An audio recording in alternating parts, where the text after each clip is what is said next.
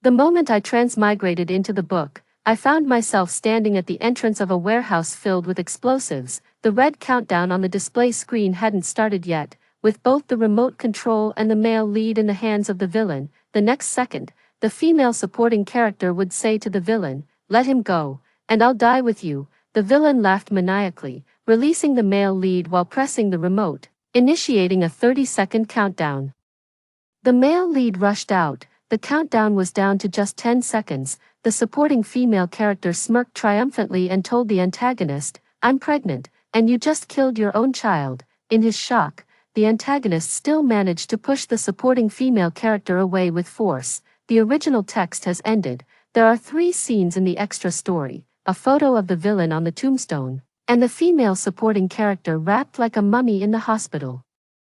And a happy family of 4, the male and female leads, celebrating the new year together in the villa. And now, I'm the supporting female character who's panting as I rush to the warehouse door. I don't want to trade myself for the male lead, nor do I want to become a vegetable. So, I said to the villain, "Harrison, I'm pregnant. Come out, let's talk. I plan to coax people to a safe place without explosives first." Harrison raised an eyebrow with a smirk, disdain flashing in his eyes as he cocked his gun and aimed it at me. "Stella, you used the pregnancy excuse last week. Besides, just one text message and you actually came for him. Since you're here, you might as well stay." In the original story, the female lead was hopelessly in love with the male lead, willing to grovel at any cost. The villain, who was a gang leader, initially felt gratitude and guilt toward the female supporting character. However, the female supporting character repeatedly acted recklessly, using the villain to help the male lead, causing him significant harm. Yet, the villain still gave her one final chance. If she saw the text message and chose not to come, the villain would only take the male lead down with him. If she comes, then everyone will die together. But I'm not the same love-struck supporting female character from before. My mind races. Saying I don't love the male lead now would be too fake. The villain wouldn't believe it. The only way is to retreat in order to advance, to stabilize him first. Whether I'm pregnant or not, you can find out by just making a phone call to Mercy Hospital. It only takes a few minutes. Your mother really wanted to hold her grandchild before she passed away. Harrison's expression softened slightly. His gratitude toward the supporting female character was also because of his mother. At that time, he was just an unknown thug. And his mother had cancer but couldn't afford the medical bills. The supporting female character established an anti-cancer foundation to get closer to the male lead, and his mother was one of the first cancer patients to benefit from it. Harrison stepped closer, standing right in front of me, his eyes filled with menace. "Stella, if you lie to me again, I'll personally break every bone in your body and feed your corpse to the dogs." I replied calmly, "I'm not lying." Mercy Hospital was once a private hospital controlled by the male lead's family, but Harrison bought it a year ago. Soon, Harrison finished his phone call. "You actually weren't lying to me." Harrison's eyes showed disbelief as he unconsciously lowered the gun in his hand, covering my nose with my hand. I softened my tone. "Let's talk in the car outside. The smell in this warehouse is too strong. It's making me feel a bit sick." I stepped into the car and reached to adjust the air conditioning. A comfortable environment would make it easier for him to let his guard down. "Stella," Harrison gritted his teeth and called out to me from behind. As I turned around, a hand forcefully grabbed my neck, pinning me firmly against the car seat. The grip on my neck was so tight that I could barely breathe, and I struggled to pull his hand away. The fury in his eyes seemed ready to strangle me on the spot, and out of the corner of my eye, I caught sight of a report clutched in his other hand. In the original text, the female supporting character, upon learning of her pregnancy, secretly arranged an appointment at a private hospital to have an abortion. Today, Harrison wasn't home, so she sneaked out. Just as she arrived at the hospital, she received a text message and rushed to the warehouse. Unexpectedly, the medical report was left in the car. With all my strength, I managed to utter a few words. "The baby is still here." The hand gripping my neck loosened slightly, and I took a deep breath before quickly making excuses. I was supposed to have surgery today to remove the baby, but the moment I arrived at the hospital, I suddenly couldn't bear it. Maybe the baby was silently pleading for help. "Harrison, I came here to discuss giving it 2 months to see if we can coexist peacefully." If we can, we'll keep the baby. If not, we'll forget it. Otherwise, parents who resent each other will only make the child suffer. I felt uneasy inside.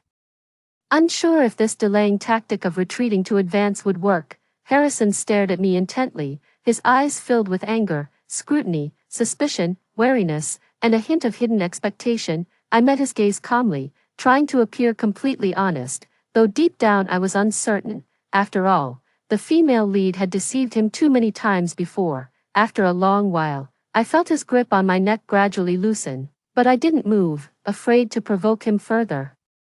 Maintaining the posture of being choked, I tentatively spoke. Harrison, I never thought I would get pregnant with your child. When I first found out, I was confused and scared, and my immediate reaction was that I couldn't keep it. I've done so many things to hurt you, you must hate me, and I thought you wouldn't want this child either. A fleeting look of reluctance flashed in Harrison's eyes, which I caught, and I quickly continued, but after all, this is an innocent life. I want to make an effort for the baby. Just 2 months, no matter the outcome after these 2 months, there will be no regrets. Will you also make an effort for the baby?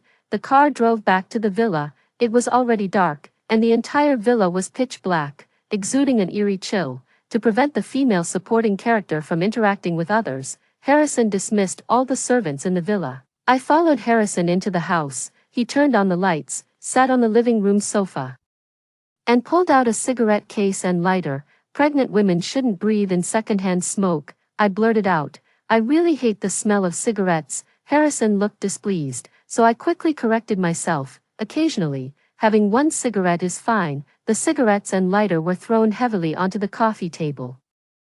Using the baby as an excuse, this man was surprisingly easy to talk to, and an idea suddenly came to me. Let me apply the medicine for you. The baby doesn't like the smell of blood. His clothes were covered in bloodstains, with multiple abrasions on his face and arms. Troublesome. Harrison muttered this and walked straight to the bathroom. I heard the sound of running water. He washed his face, took off his shirt, and sat back on the sofa with water dripping from his hair and arms.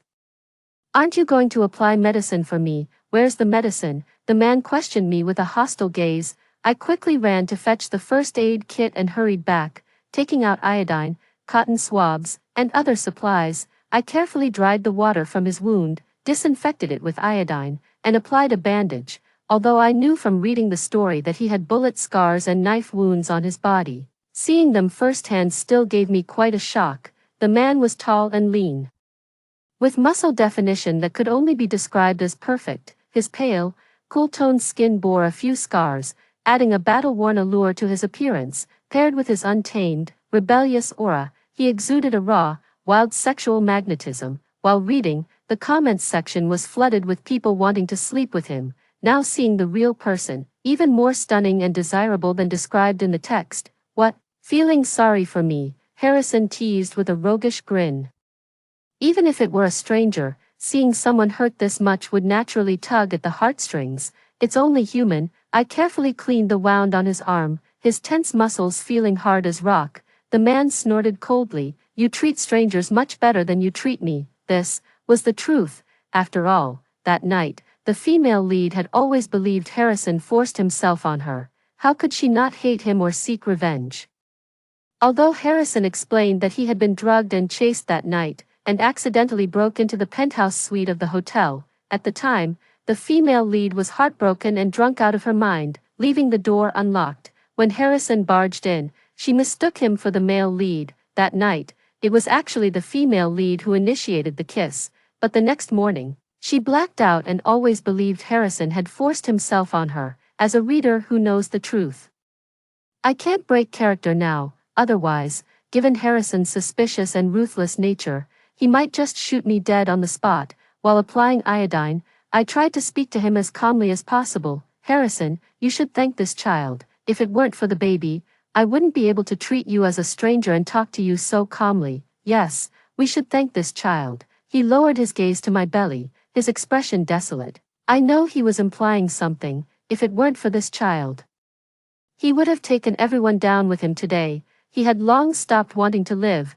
His life had always been dark, filled with beatings, betrayal, harm, and pain. His only remaining attachment was his mother, but she passed away from illness 6 months ago. Over the past few years, he had been living like a walking corpse. That night with the female supporting character was an accident, but also a source of guilt and responsibility. That's why, in the original story, even when the female supporting character repeatedly deceived and hurt him, he tolerated it in every possible way.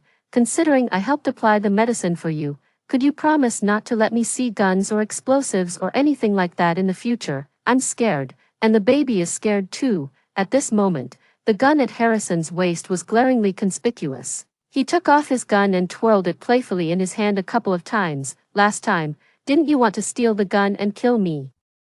Why are you scared now? At that time, the female lead woke up drunk to find herself completely naked, lying next to a man, with a gun conveniently placed on the bed, towards a man who forced himself on me. The anger in my heart was too great. I only wanted to shoot him dead, without caring about anything else. The man grew angry. Stella, I'll say it again. I didn't force you that night. Then prove it. I knew he couldn't. Precisely because there was no evidence. The female lead kept misunderstanding, always feeling she'd been wronged. He was helpless against the female supporting character, yet out of guilt, he repeatedly tolerated her. Now, I too must use this guilt to save my own life. After all, that was my first time. Harrison, I'm not one of those casual women around you. I can't pretend that night never happened. The female supporting character had been chasing the male lead since high school. All these years, she had scorned other men.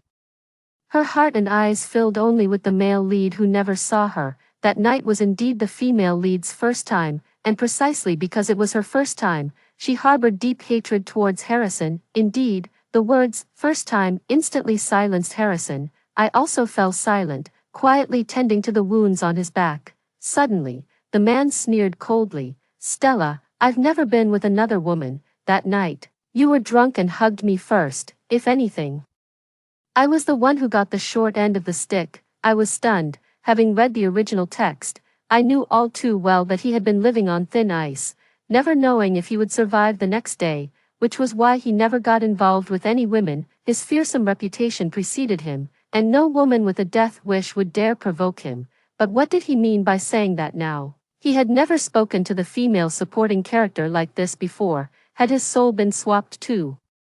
You never used to talk like this before. I tentatively probed him. The man responded bluntly, because you never used to speak to me so calmly before. In my memory, every time we talked, it was always filled with anger. So it wasn't that he had changed inside, it's just that he had different attitudes towards different people. That being said, as long as I don't do anything stupid, I should be able to get along with him just fine. My little life is saved. Harrison put away his gun, tucked it under the couch pillow, and said with emotion, this is the first time we haven't been shouting at each other. A good start deserves encouragement. I nodded and said, I'll try my best to talk to you properly from now on. The next day I woke up very late. Harrison wasn't home, and the maid Mia had already returned, busy working in the kitchen. As soon as she saw me, Mia greeted me with a smile. Miss Stella, before leaving today, Mr. Harrison specifically instructed me to prepare chicken soup for you to nourish your health. Please have a seat, I'll serve it right away. I didn't go out the entire day, carefully recalling the original text in the room. This is a romance novel. The male lead is the heir of a centuries-old aristocratic family, while the female lead is a resilient little white flower. They fell in love at first sight. My current body belongs to a love-struck young lady from a wealthy family, who has adored the male lead since childhood but never won his affection. Harrison is the villain in the book. His father was a gambler and an alcoholic, beating his wife and children as if it were routine. At the age of 10, to protect his mother from being beaten, he stabbed his father severely and fled. At a young age, he became a fighter in an underground bar, relying on his reckless ferocity. Every time he stepped into the ring, it was a life-or-death struggle. Later, he caught the attention of a gang leader and was taken in as a subordinate. He was willing to do anything, enduring for over a decade before finally rising to power. In order to get closer to the male lead, I, the female supporting character, funded the establishment of an anti-cancer foundation because he was preparing a medical project for Mercy Hospital at the time. Instead of winning the male lead's favor for her kind heart, the female supporting character ended up crossing paths with John's mother, who was battling cancer. Through a series of misunderstandings, the female supporting character and the antagonist ended up spending a passionate night together, partly out of gratitude and partly hoping her son would find a wife. The antagonist's mother warmly welcomed the female supporting character, often inviting her to their villa and even secretly giving her a key to the place. The supporting female character kept the key all along, until one day she felt nauseous and vomited. With a heavy heart, she went to the hospital for a checkup and, to her shock, discovered she was pregnant. Blinded by rage, she was determined to get an abortion and take revenge on Harrison. So she sneaked into the villa to steal the top-secret files of his project, only to be caught and confined there by him. A few days later, while the antagonist was away, she escaped from the villa and rushed to the hospital for the procedure, and then, I transmigrated into the body of the supporting female character. Since I crossed over yesterday, I've been desperately trying to survive in Harrison's hands. In my original world, I was an orphan who grew up in a welfare institution. Life in the welfare institution wasn't pleasant. That day, I had just received my college diploma and was about to celebrate with classmates over dinner and karaoke when I got into a car accident, and then I woke up here, thinking about it carefully. Coming here isn't so bad. The female supporting character's parents were from wealthy families who married for alliance.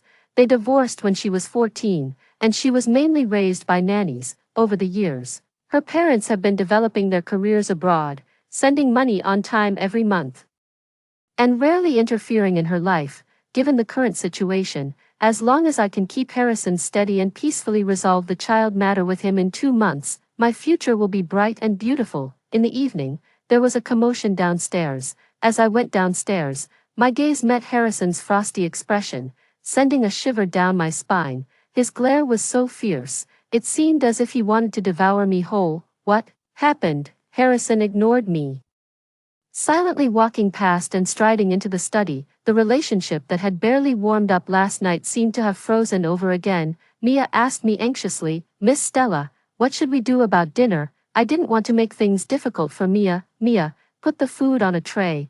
I'll take it upstairs." I immediately called Jim, Harrison's right-hand man. "Jim, what on earth happened?" Jim said angrily. "John was rescued. Today he came with the documents, threatening Brother John to release you, or else he would make those files public. Do you know how much money Brother John would lose and how many people he would offend if those were made public? John is the original male lead. I took the villain away yesterday, so it's not surprising that he was rescued by someone. But what were those documents?" A sudden flash of inspiration reminded me that the book mentioned the female supporting character sneaking into the study, finding a pile of documents, and hastily taking photos to send to the male lead. I took a deep breath and knocked on the study door. No one answered. I tried turning the doorknob. It wasn't locked. Tiptoeing into the study, I placed the meal in a corner. In the ashtray lay a cigarette that had been snapped in half before it could be lit. Harrison's jacket was draped over the back of the chair, and the gun he always carried at his right hip was nowhere to be seen. The man before me is genuinely serious about getting along with me. A vague, indescribable emotion rises in my heart. Though it wasn't me who did it, I still feel somewhat guilty. I quietly clarify, I wasn't the one who saved him, but I was the one who secretly photographed those documents and sent them to him. "I'm sorry." I hand over my phone, the screen displaying the photos of the secretly taken documents. "All the files I photographed are here." Harrison remained silent.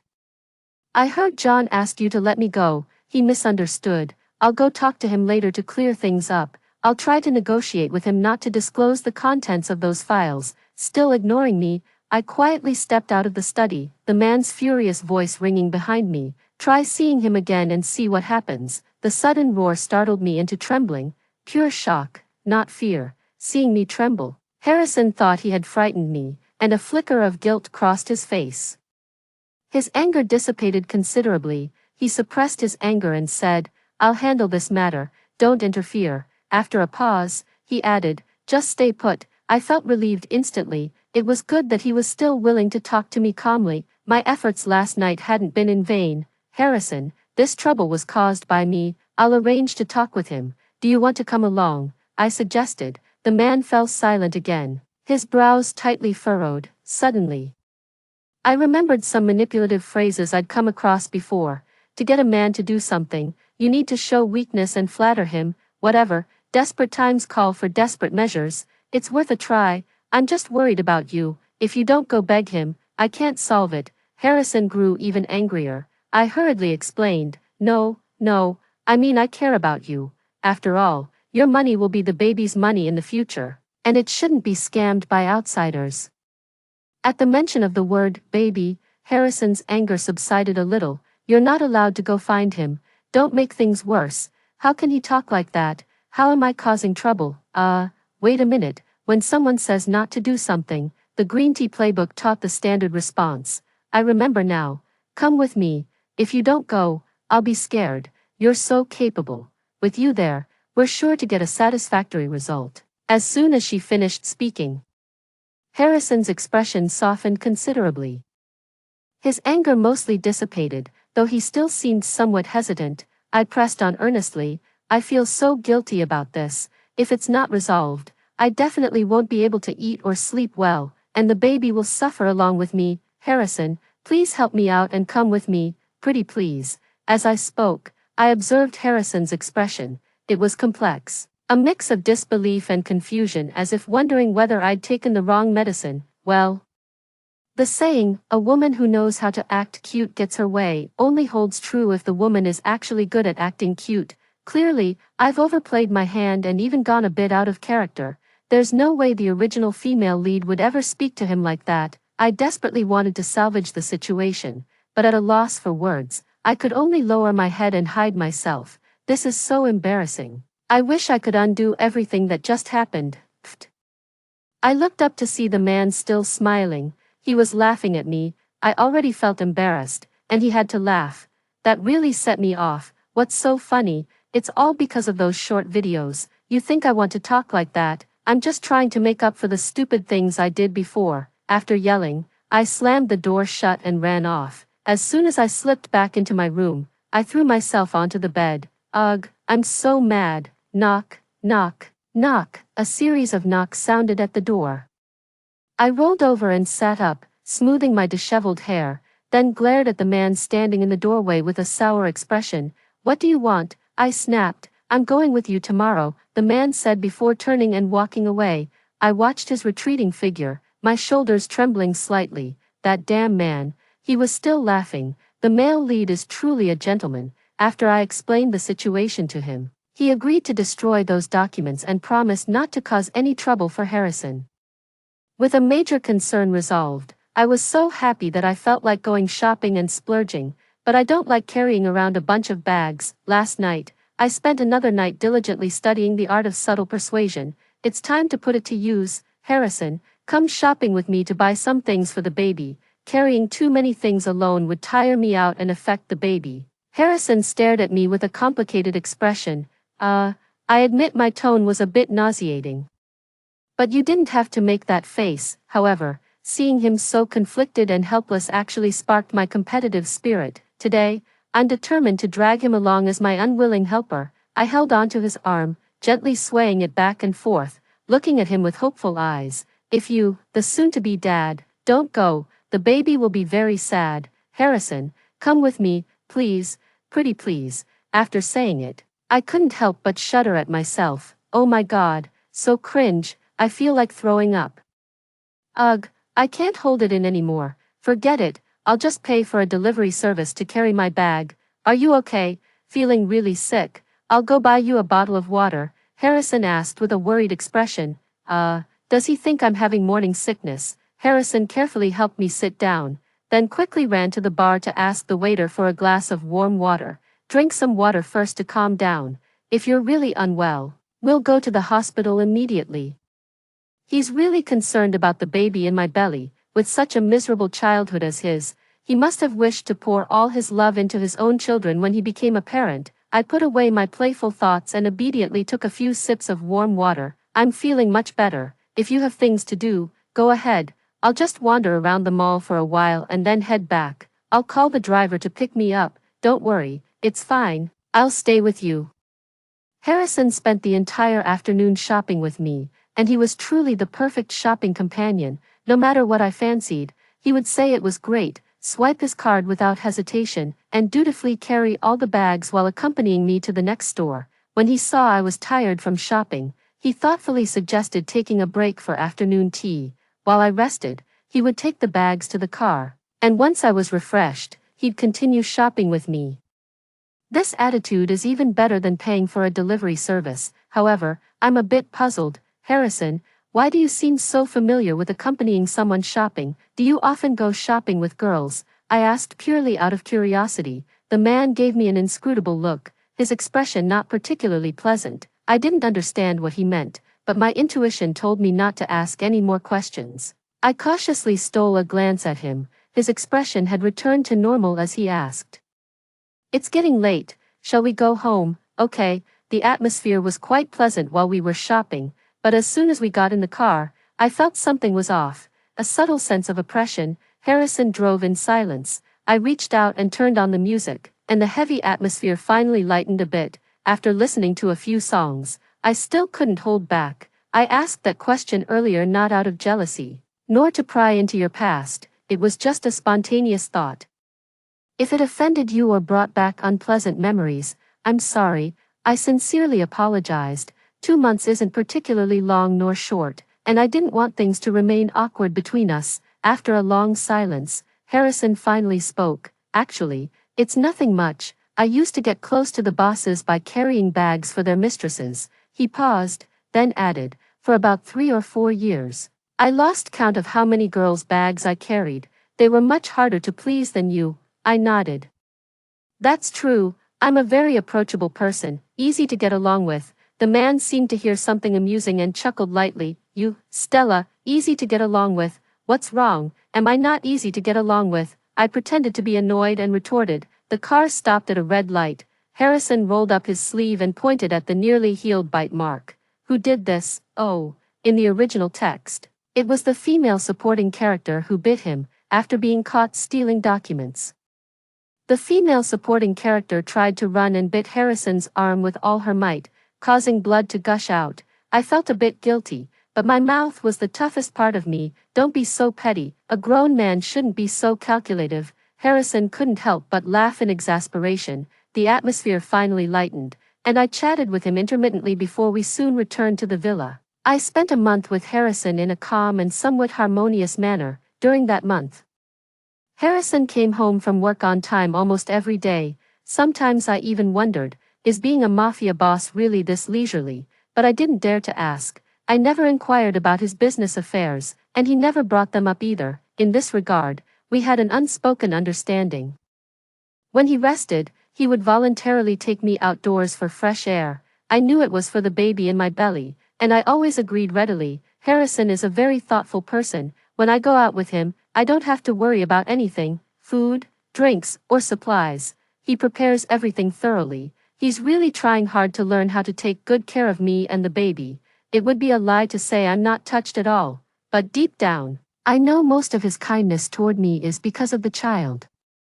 I haven't forgotten my original intention, to stabilize him first, then find an opportunity to separate peacefully and live a wonderful life with money and leisure. That day, I went to the bathroom and suddenly noticed a few drops of blood. At that moment, countless thoughts flashed through my mind. Over the past month since crossing over, I had thought it might be for the best if this child naturally miscarried. Then I wouldn't be forced to stay tied to Harrison anymore.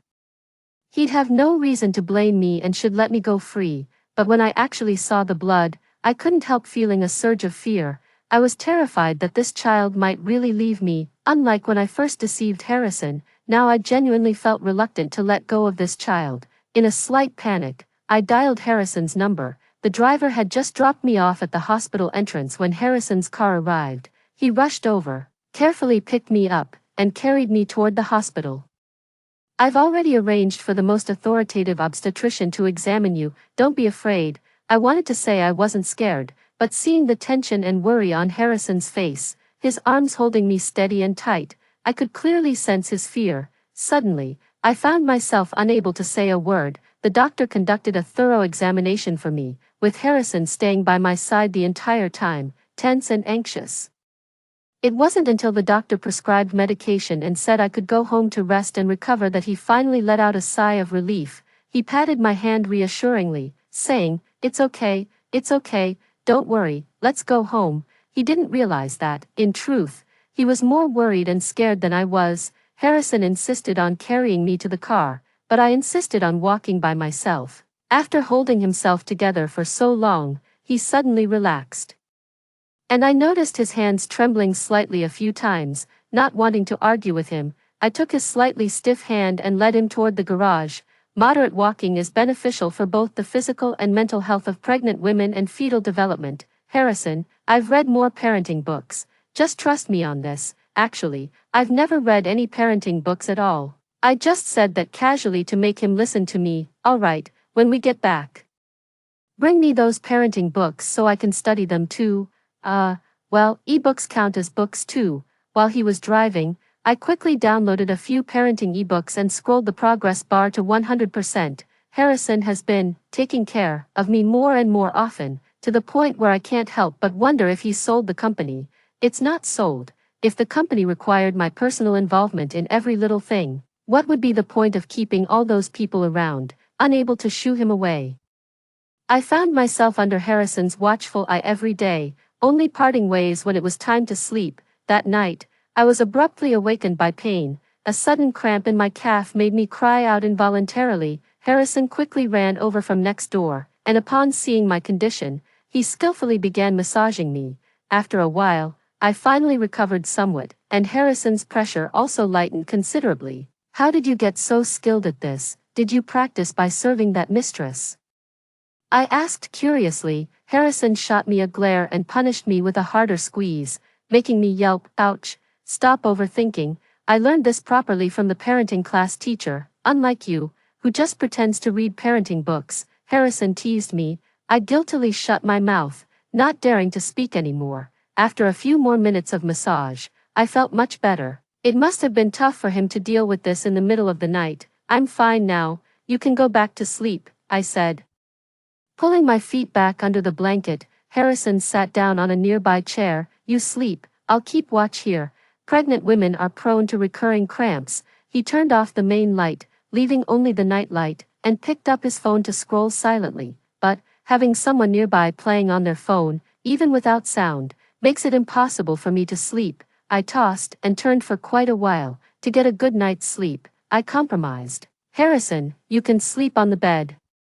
If I get cramps again in the middle of the night, I'll wake you up. The bed was huge, so we wouldn't even touch each other if we stayed on our own sides. Besides, I was pregnant, so I wasn't worried about him trying anything. Harrison hesitated for a moment but ultimately obeyed and lay down on the other side of the bed. I slept soundly that night. The next day, the moment I opened my eyes, I found myself lying in someone's arms. My right foot rested on his thigh.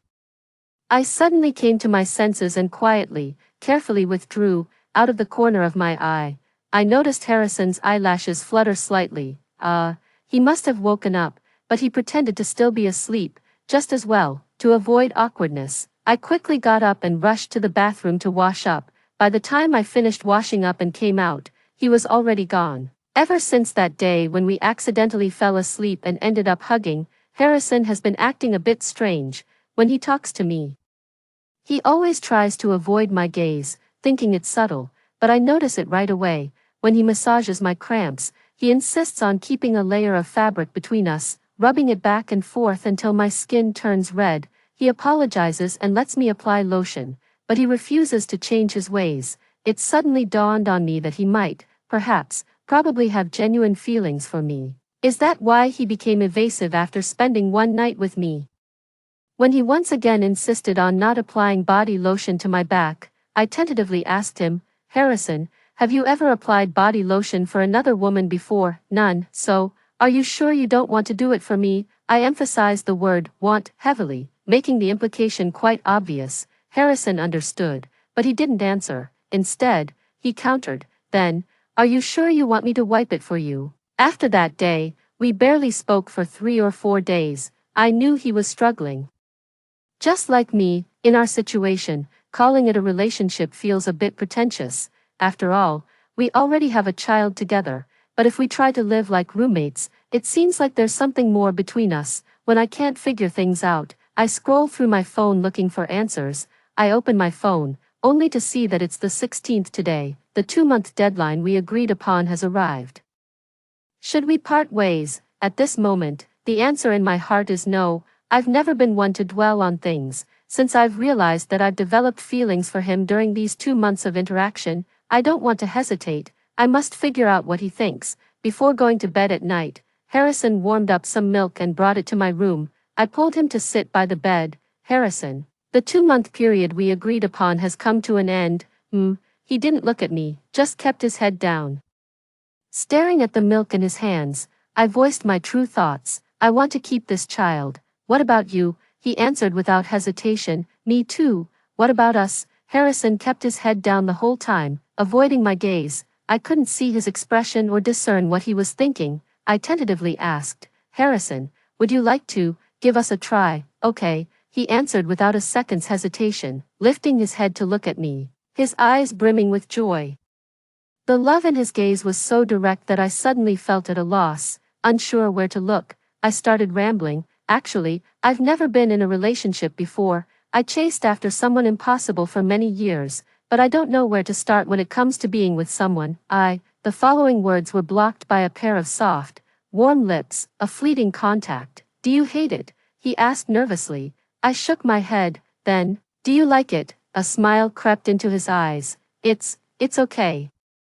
I suddenly found myself stammering. Another kiss. I stared wide-eyed at the man so close to me, my mind completely blank. Only when I couldn't catch my breath did the man finally stop. Not daring to look at him, I buried my face in his chest. After catching my breath, I finally came to my senses and questioned him. Harrison, how are you so good at kissing? Have you kissed a lot of women? Jealous? He smirked mischievously. I am not. I pushed him away with my hand. I'm going to sleep.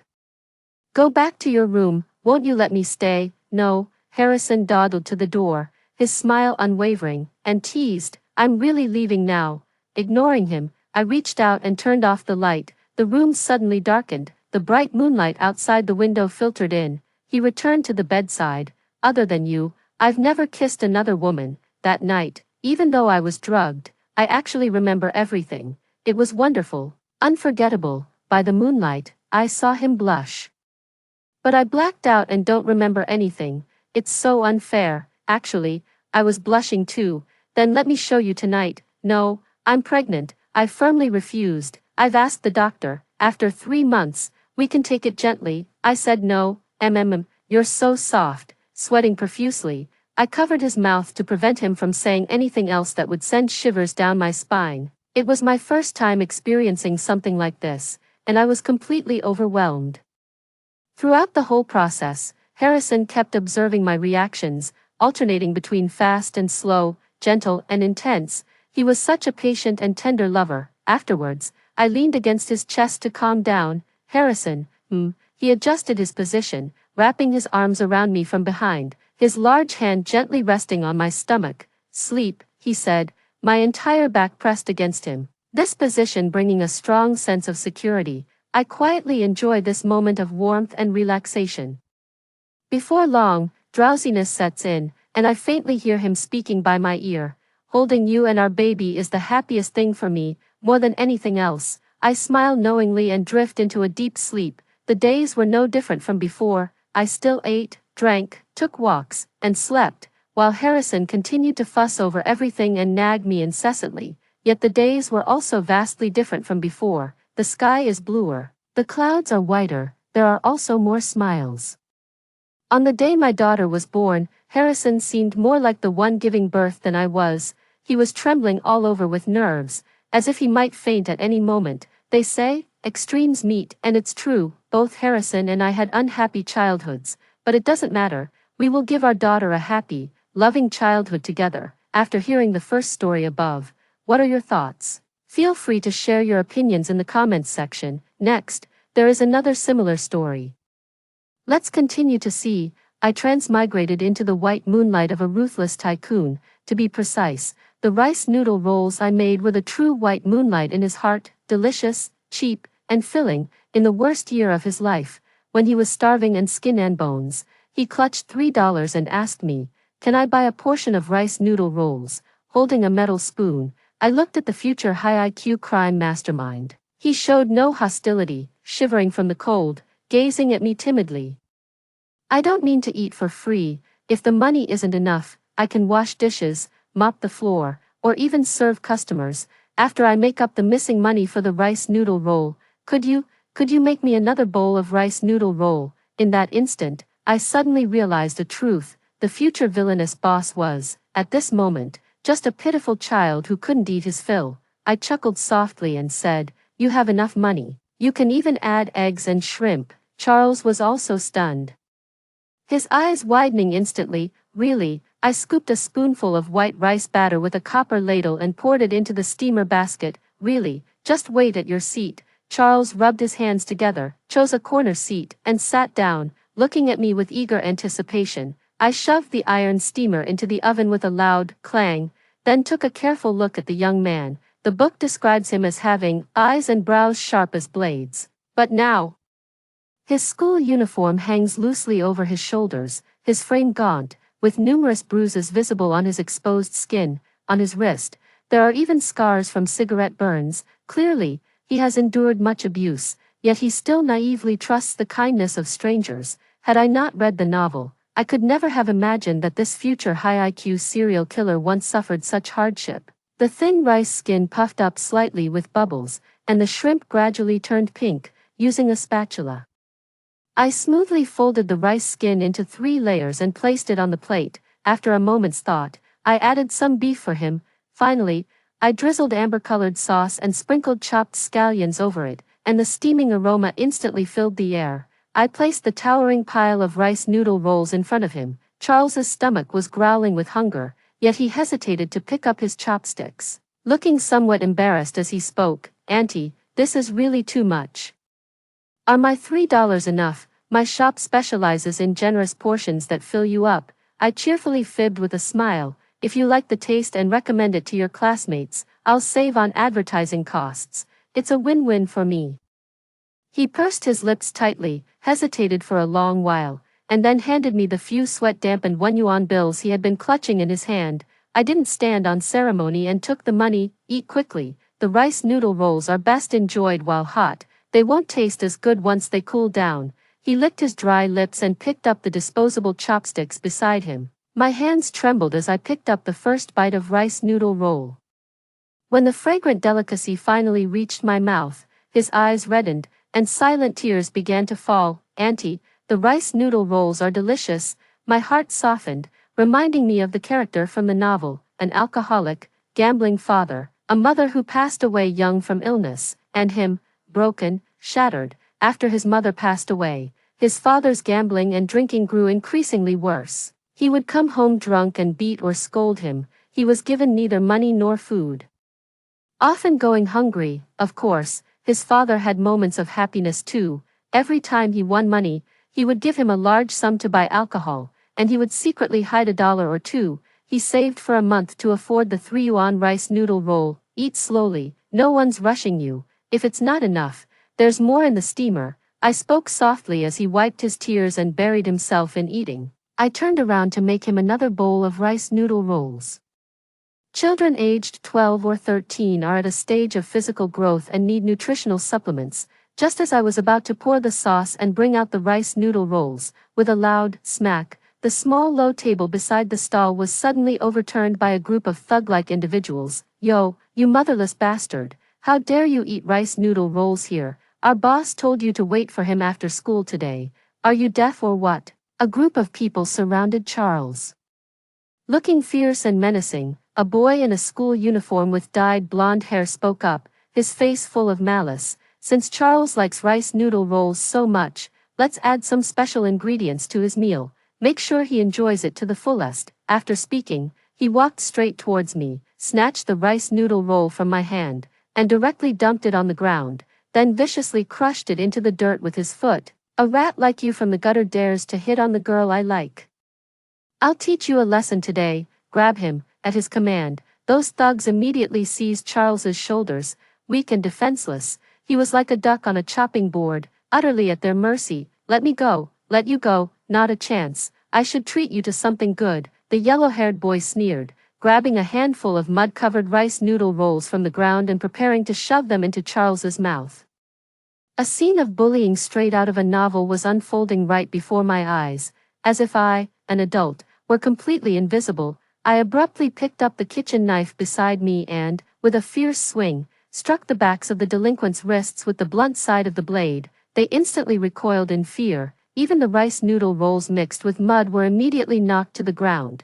"Are you out of your mind, you rice noodle seller?" Waving a kitchen knife around wildly. "Are you trying to kill someone?" I raised the kitchen knife in my hand. "You bully others with your power, so I'll bully you with mine."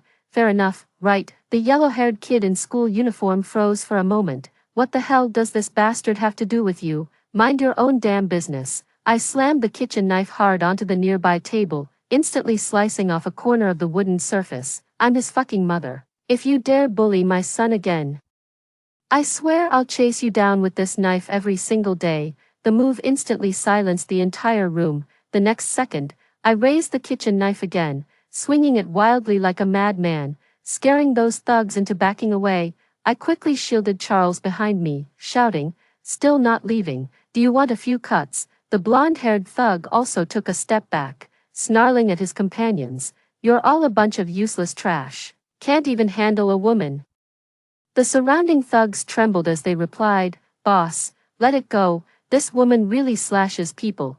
The group didn't dare approach, standing at a distance and cursing for a while before leaving angrily. I finally let out a sigh of relief. I turned around and saw Charles also looking at me with reddened eyes. "Auntie, I've caused you trouble." "What, auntie?" I smoothed the stray hairs at my temples, pretending to be angry as I said, "Wasn't I just so cool?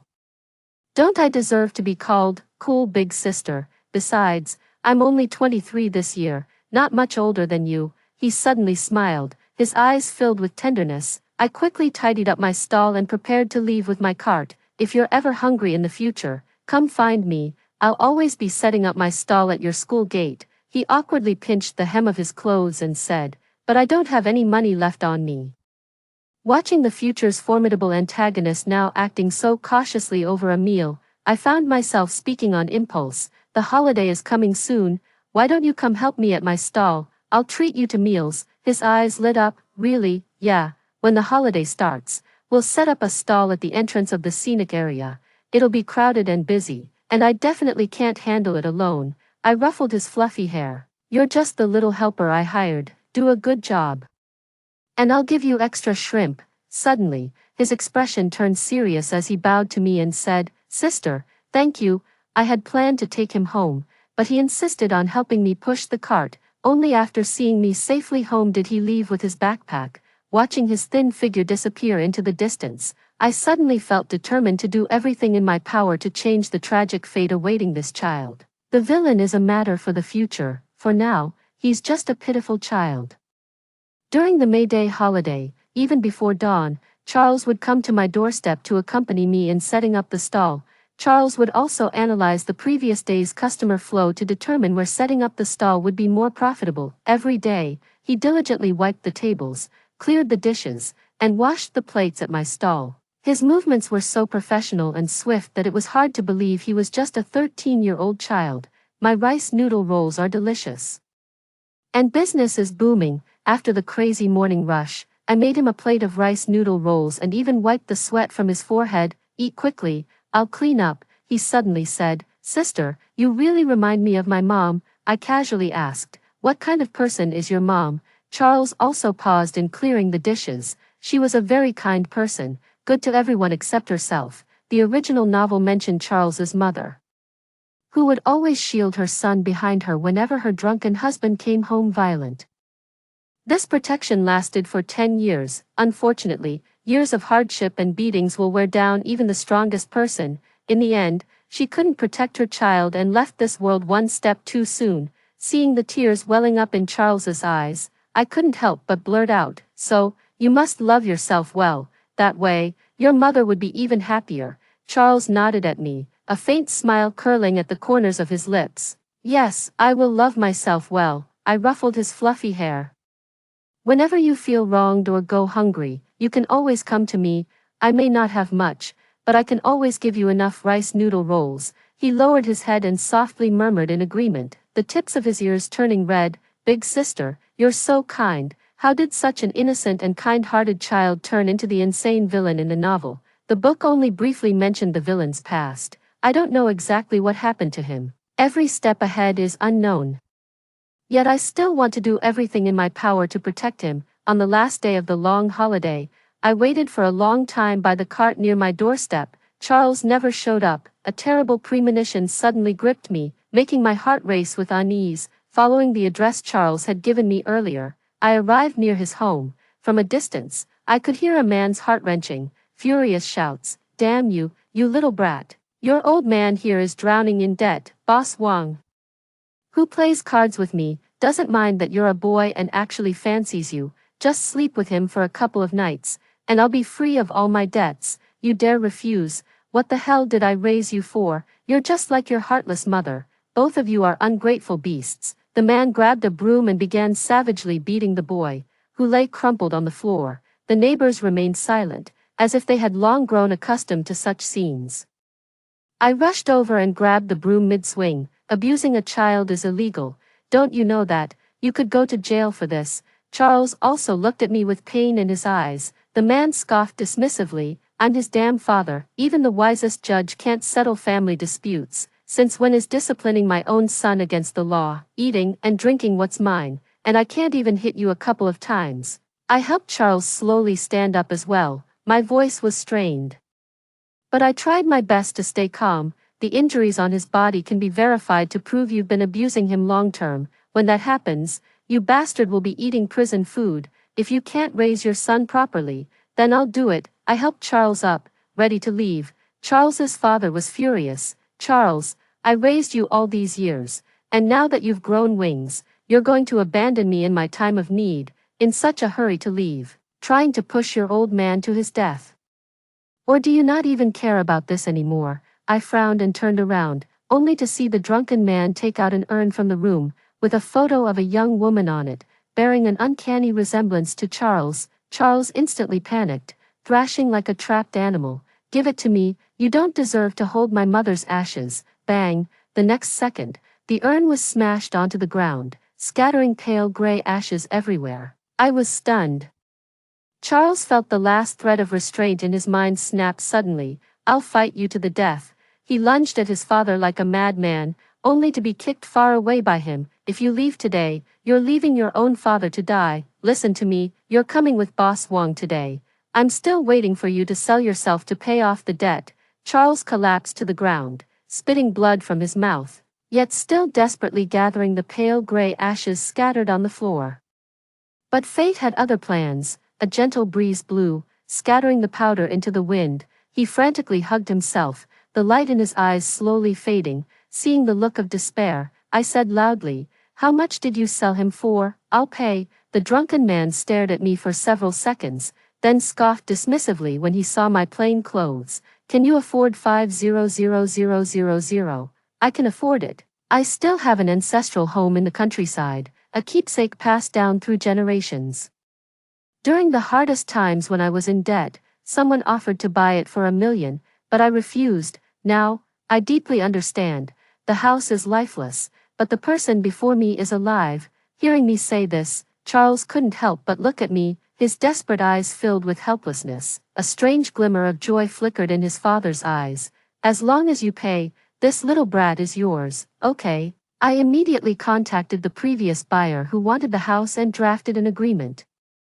Money was exchanged, the agreement was signed, and from that day forward, Charles became my son. It all happened so fast. Before Charles could even react, I took his hand. "Now you're my son, come with me." He froze for several seconds, then burst into tears in front of me for the first time. "Sis, Mom's gone. She promised she'd get better and take me away from this home. But that day, so many people came. They were all here to see Mom, but unfortunately, she's no longer in this home."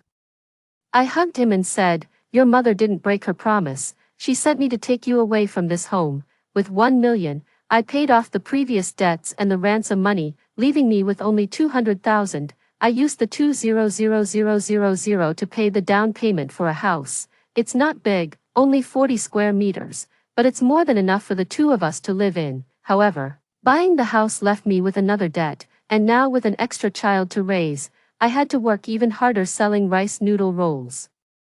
From the very first day I took him in, I never let him help at the stall, because the most important thing for him now is studying. Every day, I would set up the stall early in the morning and wouldn't pack up until late at night, until one day, while I was selling the rolls, I suddenly received a call from his teacher. "Are you Charles's mother? He hasn't been attending afternoon classes every day, although his grades are excellent. This behavior violates school regulations." My mind was buzzing, and I couldn't hear clearly what the teacher said next. "That child comes home very late every day. If he hasn't been going to school, where on earth has he been going?" In the afternoon, instead of setting up my stall, I secretly followed Charles. He arrived at a construction site, greeting the workers around him with practiced ease. "Charles," my voice involuntarily rose, "what are you doing here instead of being in class?" He looked up, momentarily flustered upon seeing me. I just what?" I looked at him with some anger, yet I noticed several fresh scratches on his wrist and new calluses on his hands. Heartache overshadowed the anger. I ruffled his hair. "What's going on in that little head of yours all day? How could you skip class?" He shrank his neck as if he was particularly afraid of me getting angry. "I just thought you were working too hard to earn money and wanted to help share some of the burden. Now there's the mortgage, and later I'll have to pay tuition for school. I'm like a bottomless burden. I'm dragging you down. I'm sorry." My heart felt as if it were being squeezed by an invisible hand. "This child is so sensible it breaks your heart. How old are you? The little money you earn isn't enough for anything. Right now, it's just the two of us depending on each other. We may not be wealthy, but I won't let you go hungry. The most important thing for you right now is to study, understand?" His eyes were brimming with tears. I patted his head. "Study hard, get into a good high school, then a good university, and carve out your own path. When you're doing well in life later on, if you want to give me money, I won't refuse, but not now. Understand?" Charles also pursed his lips tightly. "Okay. I will definitely make something of myself and make sure you live a good life." I smiled. "I believe you," he continued. "I'll help you buy back the ancestral home." I couldn't stop grinning. Of course, I explained the reason to the foreman at the construction site. On the way home with him, worried about the injury on his hand, I ran to a pharmacy to buy some iodine and band-aids to treat his wound. When I came out, I waved at him across the street. "I got it. Wait here for me. I'll go buy you an ice cream." A deafening roar cut off my words. An out-of-control truck was speeding toward me. The next second, the pharmacy's entrance was instantly smashed to pieces, blood splattered everywhere, and the surrounding screams were incessant. Charles suddenly widened his eyes, his face turning deathly pale. He ran frantically toward the accident scene like a madman, out of control. "Mom," Charles's breathing became rapid, his vision darkened in waves, and his heart felt as if it were being tightly gripped by an invisible hand.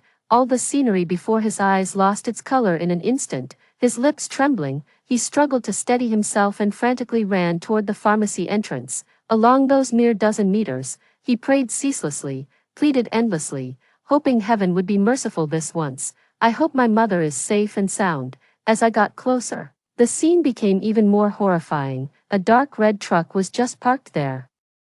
Due to the violent impact, the entire wall at the entrance of the pharmacy had already collapsed, turning the doorway into a pile of rubble. The spot where I had been standing was already crushed flat, with debris scattered everywhere. His nose stung as he frantically ran to the scene, digging through the rubble with his bare hands, desperate to find even the slightest trace of me. Charles muttered under his breath, "Didn't you promise to stay with me forever, that you'd never abandon me? Where are you? Come out now." The image of my face in his mind gradually overlapped with that of his mother's face from that day, filling him with panic and fear. He feared losing someone important to him once again. He dreaded the thought that he might truly be the jinx others claimed, having brought death to all who loved him. He kept searching through the rubble, but alas, found nothing. Charles was gradually breaking down, yet the speed in his hands never slowed. Until I walked out from the alley beside me and saw this scene. "Charles, what are you doing?" After scanning the surroundings, I realized the accident had occurred exactly where I had been standing moments ago, and a wave of fear washed over me. "Oh my God!" Hearing my voice, Charles suddenly sprang up from the ground and ran straight towards me, pulling me into a tight embrace. This child has always been stingy with expressing his emotions since he was little. This was the first time he had ever hugged me on his own initiative. "Mom," a slightly choked voice sounded by my ear.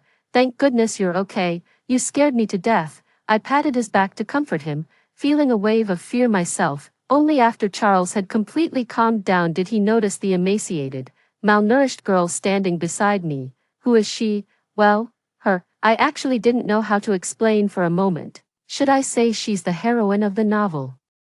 Just as I was about to cross the street, I caught a glimpse of a girl being bullied and cornered in an alley. Without hesitation, I rushed over immediately. Who would have thought that this act of assistance would save the female lead of a novel? In the original plot of the novel, not only was the life of the insane antagonist written in hard mode, but the female lead's life was equally tragic. The author deliberately arranged for the antagonist to share the same experiences as the female lead to make their affection for her more plausible. Both endured abuse from childhood, gritting their teeth and desperately struggling to break free from their cages. The female lead, Winnie, lost her mother early, and with her father often absent, her stepmother subjected her to relentless abuse. On good days, she might receive one meal of spoiled leftovers. On bad days, she got nothing at all. Winnie isn't short at all, standing at 1.65 meters tall but weighing less than 80 pounds. For some reason, ever since raising a son, I suddenly feel like my maternal instincts are overflowing. By the time I realized what was happening, I had already taken Winnie, the novel's heroine, to the supermarket next door to buy a fragrant loaf of bread. When I returned, I was met with this horrifying scene of a car accident. Fortunately, my compassion overflowed, and fortunately, the female lead suddenly appeared, and fortunately, otherwise, it would have been me who got crushed. Although I wasn't in a car accident, the truck driver fled the scene, and the incident became a big deal, even making the news. These past few days, Charles hasn't come to help at the fried rice noodle shop after school either, returning very late, sometimes even covered in injuries. I grew suspicious and secretly followed him the next day. Charles was found near his former home. The drunken man was beaten black and blue, and Charles seemed to have lost all reason, straddling him and punching him relentlessly. I saw the drunken man's face. It was Charles's own father. In that moment our eyes met, and he seemed to see me too. "Help me, Charles, what are you doing?" Hearing my arrival, Charles's swinging fist noticeably paused for a moment before continuing to strike. "I know you've gambled away all the money again. If you dare cause us any more trouble, I swear I'll drag you straight to hell with me." I really didn't. The man on the ground was nearly broken. "No matter what, you're still my son, and if I killed that woman, who else could I possibly ask for money?" Yes, I did lose all the money again, and I did consider coming to you once more, but seeing how well you're living now, I suddenly realized I shouldn't drag you down with me anymore. Even though your dad is a scumbag, a complete failure, would never kill anyone, Charles also gritted his teeth and threw a fierce punch. "Stop lying." I stepped forward and grabbed Charles's wrist. "The police have already caught the culprit. It really was just an accident." He weakly lowered his fist and collapsed into my arms, holding me tightly. I sighed softly, trying to break free from his suffocating embrace. Then I heard the child's voice choke up as he called out to me in a hoarse tone, "Mom." I gently stroked the back of his head. "Yes, Mommy, I'm here, Mommy. Right here. Don't leave me, don't be like my mom, lying to me and abandoning me all alone." "I won't leave you alone." The matter was just let go like that. Charles also noticed these past few days that a regular customer had started frequenting his family's rice noodle roll shop. It was the girl who had stood with me at the pharmacy entrance that day. She was extremely thin and frail, her face deathly pale, as if a gust of wind could knock her over. The girl was indifferent to everyone, only showing an eager smile when eating my rice noodle rolls, and I was also very concerned about this little girl. The signature shrimp and beef rice noodle roll that only Charles used to have was also given to that little girl. Charles also felt like the sky was falling. It felt like his home had been stolen. He deeply regretted that he had been too busy with school matters recently and hadn't had much time to help out at the shop. This gave the little girl an opportunity to take advantage of the situation. The two of them couldn't stand each other and would compete to help out as soon as they arrived at the shop, until one day, after working all day, I specially made them both signature shrimp and beef rice noodle rolls. They sat obediently by the small table, just about to dig in heartily. Suddenly, a figure appeared behind Winnie, flipping the table with one hand while swinging the other in a wide arc, delivering a resounding slap hard across Winnie's face. The little girl who was hit didn't dare to look back, trembling as she covered her face. The woman behind her grabbed her hair directly, yanking it fiercely as she tried to drag her back home. I tied on my apron and ran straight over. Pushing the woman aside, I shouted angrily, "How dare you hit someone?" Charles, who was standing nearby, also stepped in front of the girl. The woman's delicate face twisted in anger. She seemed furious at my questioning, stomping her feet and yelling at me, "What's wrong with me hitting her? She's my daughter. Can't I even hit her? She doesn't have any money at all. Maybe she stole my money to eat out secretly. What's wrong with me slapping a thief? Even if I beat her to death, she'd deserve it." As she spoke, her stepmother tried to grab Winnie, who was hiding behind Charles. "You little bitch, come home with me right now. I'll deal with you properly once we get back." I directly blocked the ferocious-looking woman in front of me. "What do you think you're doing? Do you realize this is child abuse? It's illegal. I could call the police on you right now." The woman's face twisted even more grotesquely as she began screaming obscenities at me. "You bitch, mind your own damn business.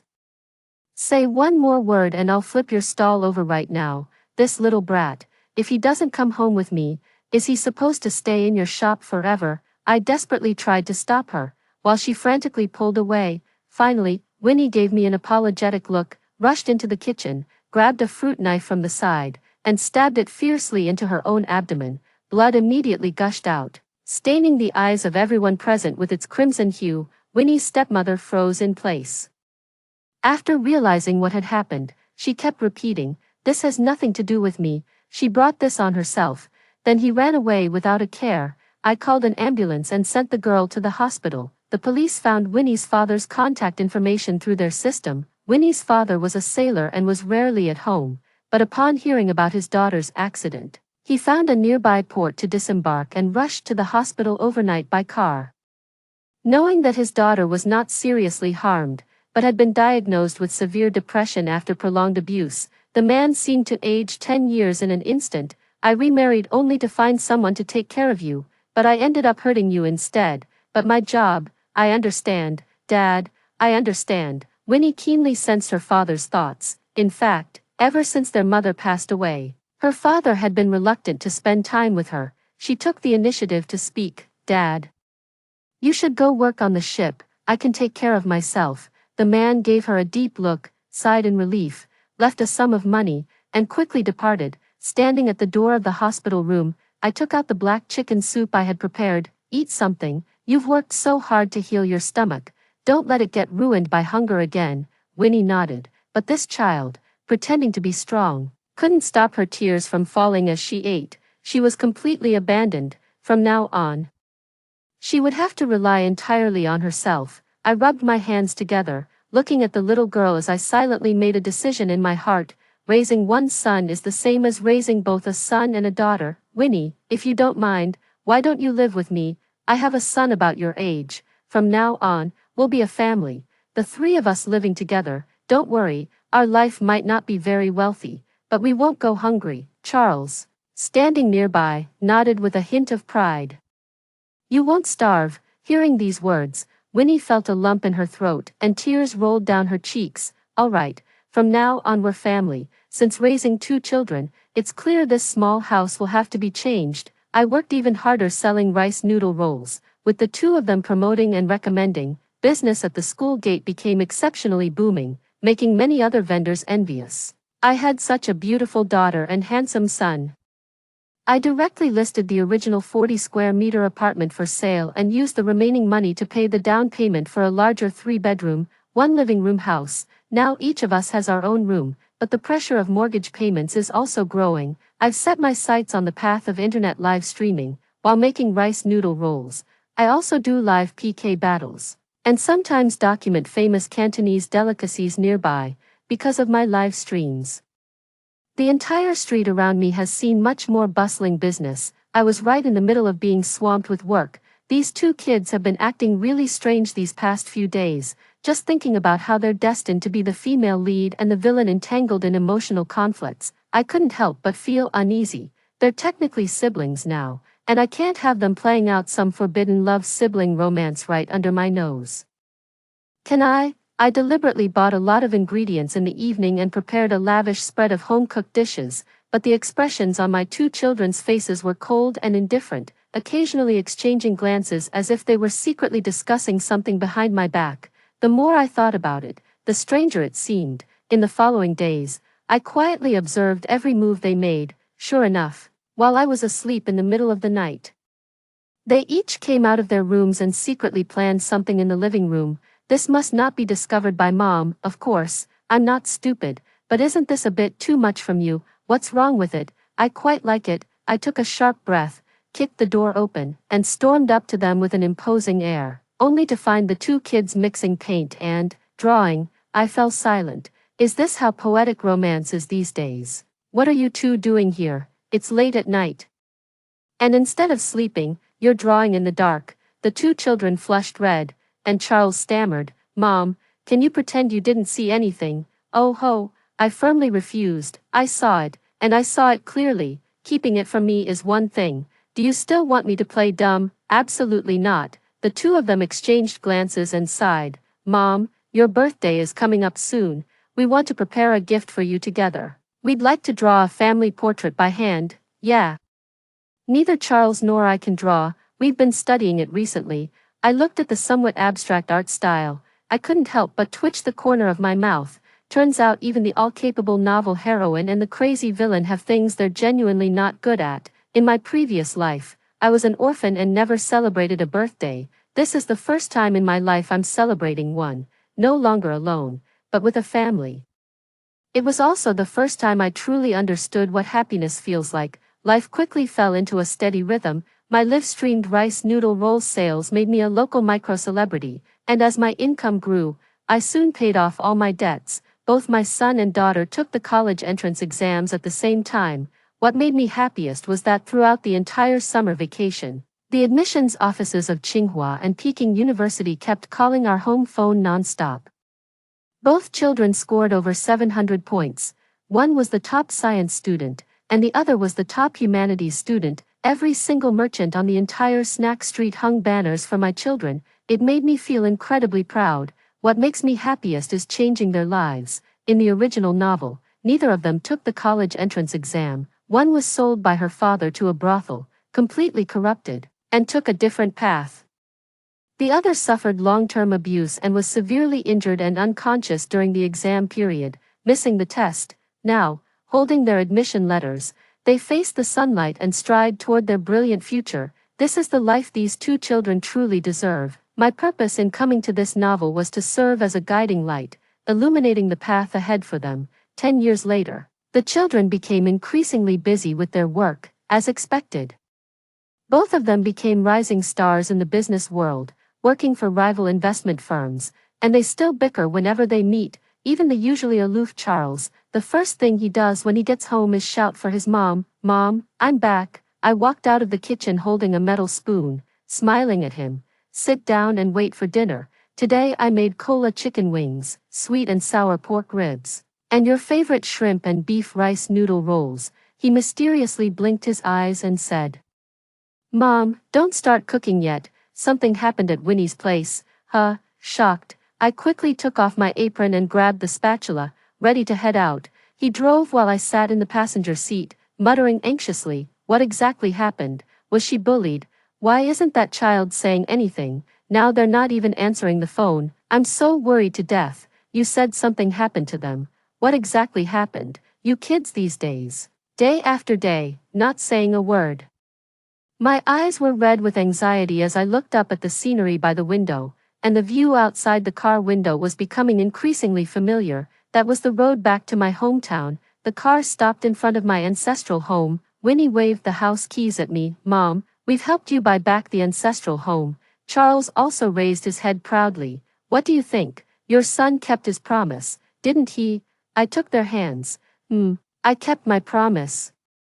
We will definitely rewrite our own ending in the future, and it will only get better. After hearing the two stories above, what are your thoughts? Feel free to share your opinions in the comments section. Looking forward to hearing from you. If you liked this story, don't forget to like it, share it, and subscribe to my channel. See you next time.